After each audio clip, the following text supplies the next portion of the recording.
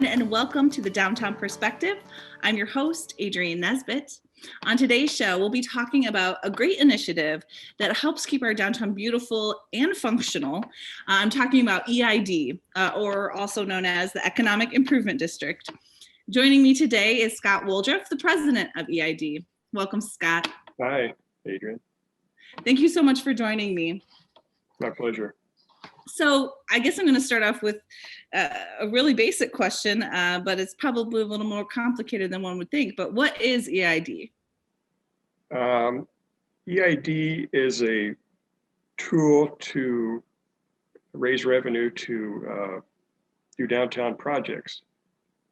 And we started the EID 20-some years ago because every time we had something that we needed to do downtown or wanted to do, then it always came back to the fact that we had no funds. So it's a great tool. It's not a tax to the downtown property owners. It's a self-imposed assessment. It was all agreed upon to start with. It took the majority of the property values and the number of properties to pass it. So it's something that the majority has approved, and it's turned into a really nice opportunity to fund projects downtown. Yeah. So, I mean, it really is, older than First Fridays, older than a lot of other initiatives that people are more familiar with. And I think partially that's because your team and the way you function tends to be very sleek and sort of, it just gets done, and we don't have a lot of public facing components of this initiative. One thing that I'm always so appreciative of that EID is a big part of is our downtown decor. So that's everything from the hay bales and gourds in the fall to our beautiful holiday decorations. Can you speak a little bit to that process and how the decor is chosen for the seasons and how that all comes together? Well, we have a 5-member board, and we just all present ideas as they become needed, and we kind of come to a consensus of what we want to do. This year we started working on changing up some of the decorations for Christmas. And that's just beginning. We're going to enhance that some more this coming year. But of course, we always have the annual flowers, and that's an annual thing. It adds a great deal to downtown. The fall decorations was new a few years ago. But we try to basically decorate for the season as best we can. And we just kind of enjoy working together and coming up with our direction. Yeah. And when you speak about the flowers, Scott, we have a whole bunch of new planters and things downtown. Is that something that is a part of EID, choosing those planters, getting them maintained, as well as the ones that already exist? The additional planters, well, basically all the planters downtown were a product of Dave Pottinger. They were his designs, his ideas, very creative gentleman, and we're very fortunate for his expertise. The new ones this year, the black, basically they're livestock watering troughs that were painted. Initially were a temporary situation because we're working with the city for more permanent bump outs. The time is not appropriate yet to do that. So Dave came up with the idea to do the temporary black planters, and came up with some very interesting plantings this year to really enhance them. And I think they turned out beautifully. It's just, they just shed a whole different light on downtown, and it's made it very, very interesting, I think. Yeah, absolutely. Helping us visually kind of understand the bump outs too, as we're navigating this new physical space downtown.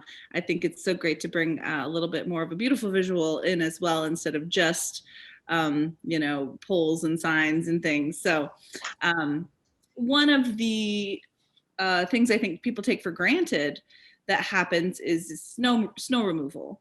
Is EID a part of that process for downtown?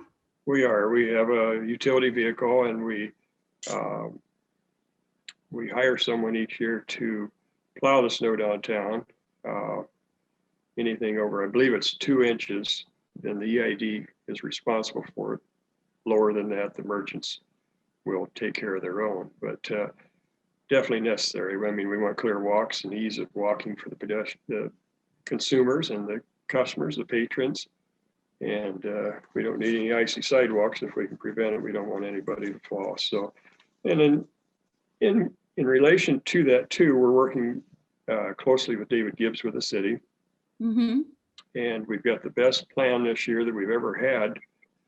We've always tried to work it out with the city, but it's a difficult situation. And previous to now, it was the state that was involved with plowing the road. Well, of course, now the city has it, so they're in control of it. So many times over the years, we'd have huge piles along the curb, and it was difficult to cross to get on the sidewalk. But with David's help and the city staff, now we're pushing that snow out into the street, and they're piling it up, cleaning it away from the curb, and when necessary, hauling it away. So we're very fortunate to have that relationship with the street department. Yeah, that's such a great thing to have somebody think through that whole process. And obviously, Scott, with your background as being a store owner in downtown, you would be able to anticipate some of those inconveniences of having snow piled up on the sidewalk in front of your business. So obviously, your expertise is an asset to this group and to problem solving how to make things better. Can you tell me about any other projects coming up or anything else that EID is responsible for that maybe I don't even know about? Well, a number of things. Of course, we have Jay, our downtown person that maintains the flowers and helps Dave plant them. So that'll be ongoing. She waters them regularly. So that's part of our budget. The cost of the plantings, her time. She also takes care of several of the landscape areas on Clinton and what have you that way with mulch and trimming and what have you. And picking up trash. I mean, that's part of her challenge, daily challenge. We always have trash, unfortunately. We have paid a number of times to have the trees trimmed downtown when necessary. Banner purchases, banner changes.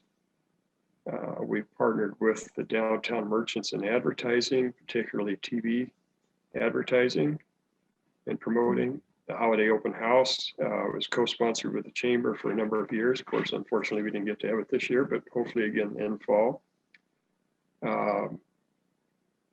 And Christmas decorations, like I said, we're expanding those.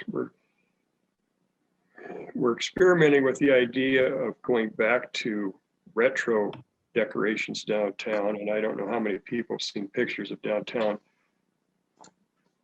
probably 30, 40, 50 years ago when there were skylines that went across the street and fastened the buildings on each side with garland and lights and bows. But we're experimenting with that, and we're working with the city on that. It's no longer I don't know if I want to say safe, but good to the buildings to fasten the buildings anymore because there's so much wind. So we're working with the city in how we can fasten those up to maybe abandoned traffic poles or adding other poles so that we can strategically put them where we want them. But I think that's going to create a real homey return look to downtown when we can get that finished up. So, so things in progress. Arches are another thing. Another item we're working on each end, like down by the Key Bank and then down by Eric's Funeral Home, to kind of create a welcome or a true entrance to the downtown and more of a historic look that would span the street. We're working with the city on that to get approval and funding for that. I think it'll be a great enhancement for downtown as you come off the, Pike Street or down on the other end on Madison. It kind of hopefully would identify downtown as well. it looks like a pretty neat place. Maybe we should pull off and pull in. And again, that was another one of Dave Pottinger's ideas, and a great one. We're anxious to get that up and running as soon as we can. And I talked about the bump outs. Hopefully we'll be adding some of those. Street lights are something that are needing replaced. The wiring's quite old. We've had serious problems. We had a block or two this winter that we couldn't even light up the Christmas decorations because the wiring was bad. So I know the city's working on that, and we're hopefully going to get that worked out with some new lighting, and would be willing as the EID to partner with that. Our budget's not big enough to cover the whole thing, but we're certainly glad to be a partner in that. But I think those are probably the major things. We deal mostly with appearance and marketing, I guess, are probably the two biggest categories.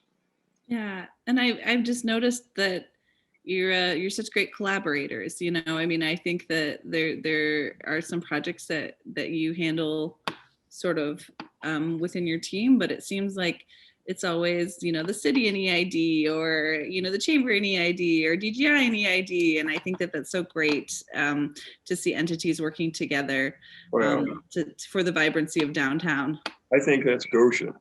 Yeah. I've been in a lot of towns, I can tell you, and there's not that cooperation or collaboration in every town. We are so fortunate that the city departments, the mayor, our chamber with Nick, First Fridays, everybody is committed to Goshen, and not just downtown Goshen.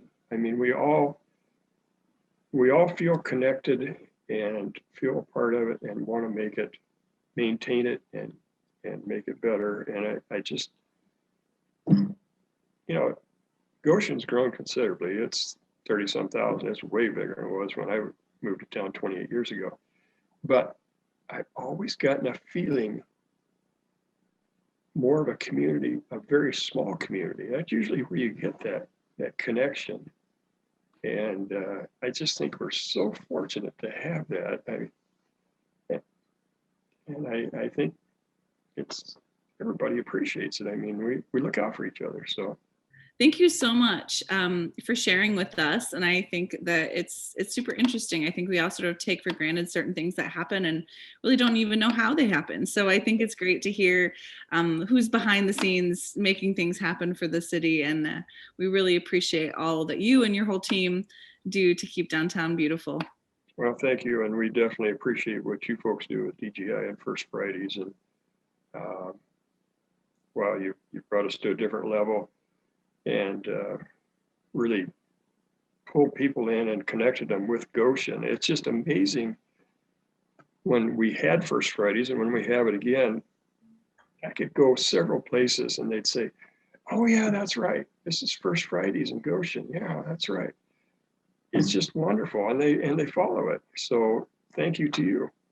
Yeah, we can't wait to get back to it. No, that's for sure. Awesome. Well, thank you so much, Scott. Thanks, Adrienne. Appreciate the opportunity.